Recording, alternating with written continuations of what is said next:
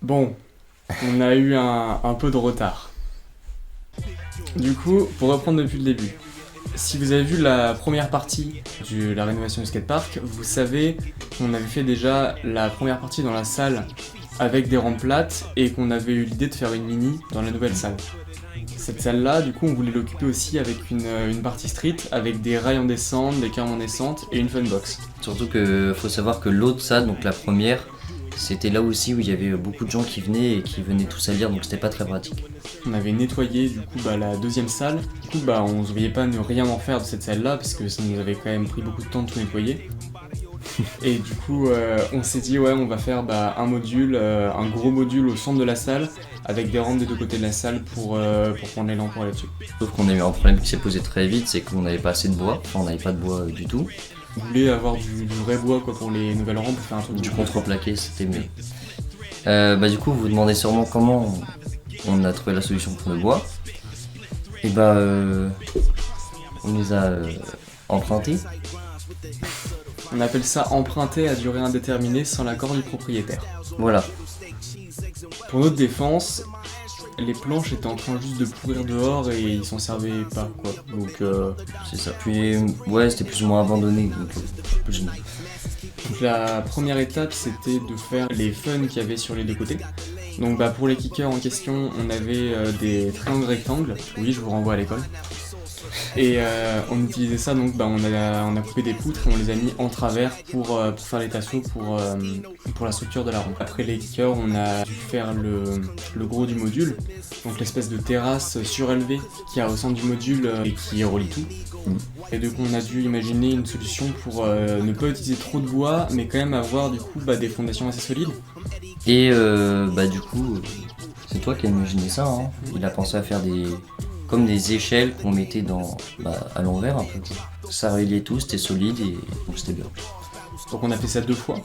Ensuite tous les kickers qu'on avait de base, on les a mis de chaque côté des échelles. Et après il fallait qu'on fasse du coup les modules skate-up qu'il y a sur les côtés et entre les deux.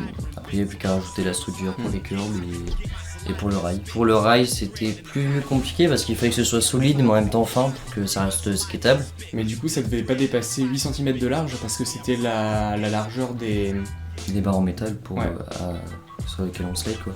Les barres en métal faisaient 8 cm de large et les poutres en faisaient 4. Du coup on avait le droit à 2 poutres d'épaisseur partout.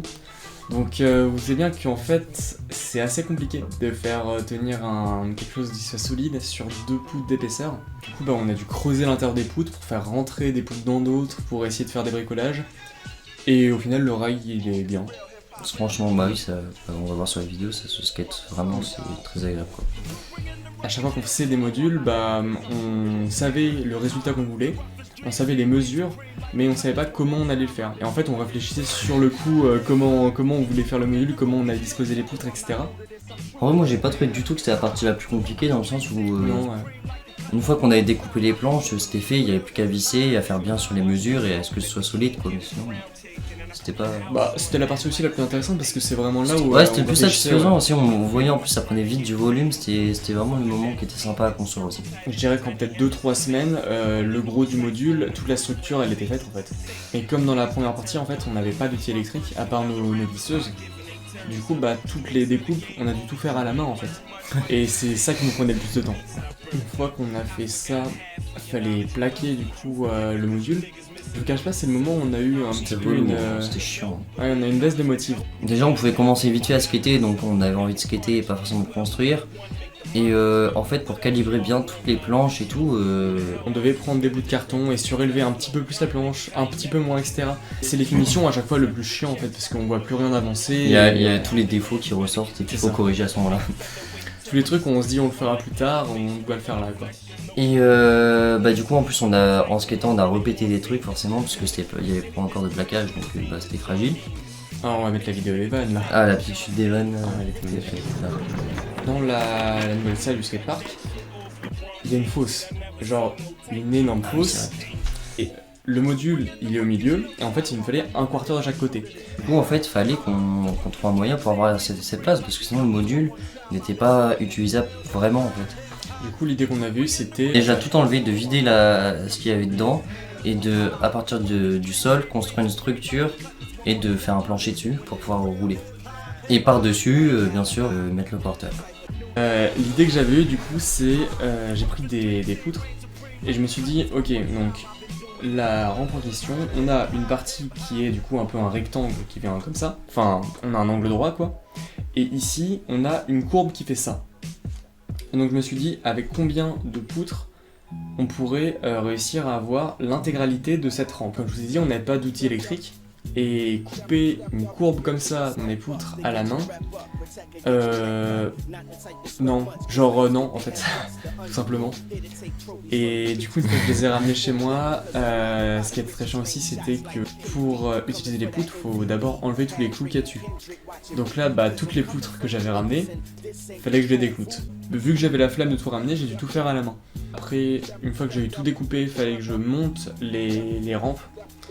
Donc le montage des rampes, il n'a pas pris spécialement beaucoup de temps. Ça m'a pris je crois 3-4 jours de les monter entièrement. Donc j'ai un pote qui est venu m'aider pour les déplacer parce que mine de rien ça pèse son poids quand même. Ouais, tout seul tu peux pas. Après ça, on avait quasiment fini. Une fois que t'as déplacé, on est arrivé vers la fin, il n'y a plus qu'à plaquer ces rampes là, enfin les quarters. À remettre en place du coup tout le plaquage, voilà, mais ça c'est toi qui l'as fait aussi assez rapidement après. Et on était dans les temps. On était dans les temps pour faire la vidéo. On n'avait pas dépassé les 3 mois. On était encore bien. Et là vient le moment de plaquer le deuxième quarter. Donc là on a déjà vers septembre là. Début septembre. Septembre. Et du coup on plaque le deuxième quarter. Et là, plus de bois. Donc là on a pris du retard, on n'a pas avancé.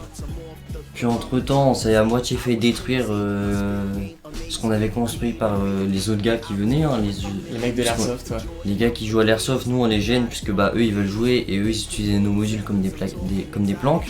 Ouais, plusieurs fois donc déjà ils déplaçaient, voilà. Puis un jour ils ont décidé de tout casser, ils ont arraché, donc on est encore moins de bois en plus. C'était... Ouais, quand il les a ramenés, c'était vraiment en fin d'année quoi. La délivrance, hein. Ouais. Oui, c'était après l'hiver en tout cas, fin du printemps. Et du coup, on a pu finir de plaquer les 2 rampes qu'on avait. Et donc là, on a fini de réparer tout ce que les mecs avaient cassé. Et en gros, on a tout réparé, tout ce qui allait pas, on a nettoyé. Et puis voilà, maintenant on y est quoi. Si on a oublié de parler du la super bannière du skatepark avec le logo. Skatepark of Sayur, absolument pas plagié sur le skatepark de Rouen, pas du tout. Ouais. Donc à part quelques exceptions, si on a envie de faire tel ou tel module ou voilà, il va plus y avoir de réelles vidéos de construction parce que ça prend du temps, c'est du travail, puis on a terminé. Enfin, on est allé au bout de ce qu'on pouvait faire dans le skatepark en soi. Merci d'avoir regardé, on sortira peut-être de nouvelles vidéos, mais voilà. Faut qu'on trouve une bonne manière de clôturer la vidéo. Ouais.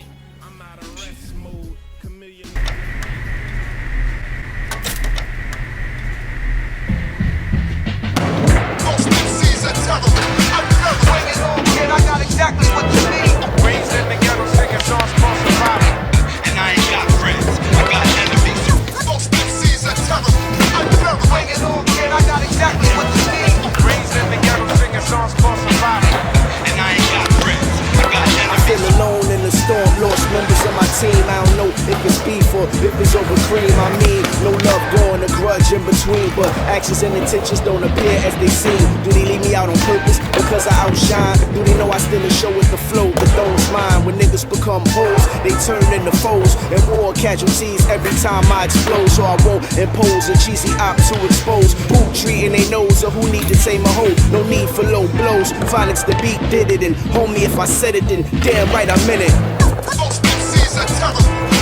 Bring it on, kid, I got exactly what you need. Raised in the ghetto, singing songs called survival. And I ain't got friends, I got enemies. Bring it on, kid, I got exactly what you need. Raised in the ghetto, singing songs called survival.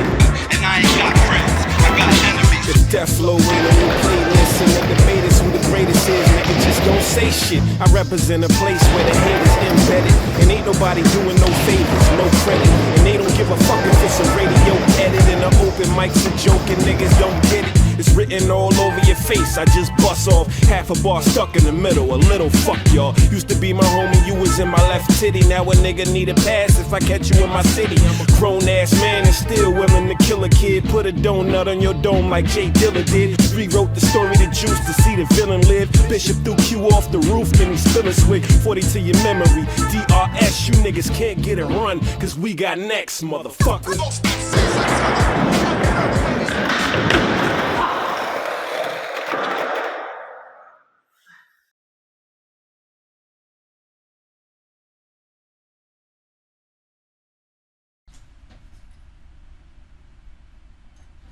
Putain, j'ai un bout de verre encore là ou quoi? De quoi? Je suis allé skater à HDV l'autre jour, il y avait du verre, j'avais du verre dans la peau. Genre, je me suis rendu compte 1 heure après que j'avais du verre dans la main. Aouh.